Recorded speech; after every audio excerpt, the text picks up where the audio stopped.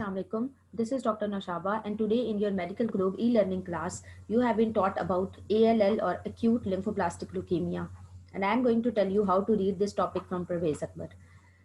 सबसे पहले ये बहुत बहुत इम्पॉर्टेंट है, मेडिसिन में भी और पीड्स में भी इसका जो यूनिवर्सिटी क्वेश्चन है वो आता है, इसलिए आपने बहुत अच्छी तरह इसको कवर करना है।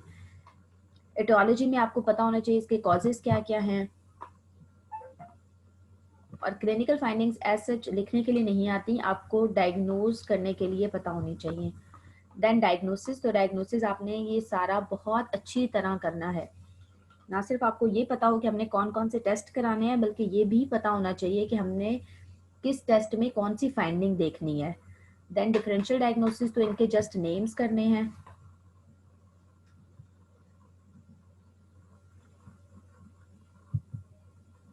उसके बाद आती है मैनेजमेंट। मैनेजमेंट बहुत बहुत ज़्यादा इम्पॉर्टेंट है, और इसकी मैनेजमेंट बाकी सारी जो जितनी भी हमने डिजीजेस पढ़ी हैं उनसे थोड़ी सी ज़्यादा लेंथी है, लेकिन आपने ये सारी मैनेजमेंट एज इट इज़ करनी है जैसे यहाँ पे लिखी हुई है।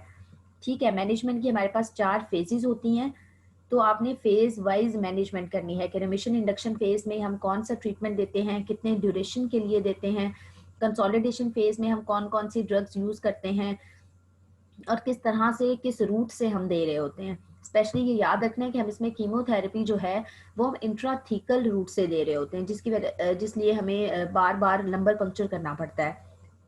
हाई रिस्क पेशेंट्स में हम क्या करते हैं ये भी पता होना चाहिए। देन इंटेंसिफिकेशन फेज में हम कौन कौन सी ड्रग्स यूज करते हैं, आपको इन सारी ड्रग्स के नाम आने चाहिए। उसके बाद लास्ट पे आती है मेंटेनेंस फेज, तो ये 2 to 3 इयर्स के लिए देते हैं हम। ठीक है, और इसमें हम कौन सी ड्रग्स यूज करते हैं, विनक्रिस्टीन और कॉर्टिकोस्टेरॉइड, ये भी आपने याद करना है। और साथ में हम डेली जो है मरकेप्टोप्यूरिन्स भी दे रहे होते हैं।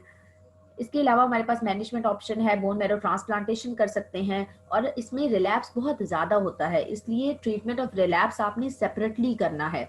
और रिलैप्स जो है वो इन्होंने डिवाइड किया हुआ है अकॉर्डिंग टू द सिम्टम्स कि अगर बोन मैरो रिलैप्स है तब हम क्या करेंगे, सीएनएस रिलैप्स है तब क्या करेंगे, टेस्टिकुलर रिलैप्स है तब क्या करेंगे। तो आपने इसी तरह 3 हेडिंग्स बना के फिर उसकी ड्रग्स याद करनी है कि कौन से रिलैप्स में हमने कौन सी ड्रग देनी है। ठीक है, देन आता है स्पोर्टिव ट्रीटमेंट। तो स्पोर्टिव ट्रीटमेंट में आपने जस्ट नेम्स करने हैं, एज सच डोज वगैरह करने की जरूरत नहीं है। उसके बाद है factors responsible for poor prognosis and factors responsible for good prognosis. तो ये जितने भी फैक्टर्स हैं ये आपने सारे करने हैं और बहुत अच्छे तरीके से करने हैं। आप अगर एक याद करेंगे तो उसको ऑपोजिट करेंगे तो आपका दूसरा कवर हो जाएगा। जैसे अगर फैक्टर्स अगर हम पुअर प्रोग्नोसिस के करें तो एज लेस देन 1 ईयर और मोर देन 10 ईयर, और अगर गुड प्रोग्नोसिस का करें तो एज बिटवीन 1 and 10 ईयर्स।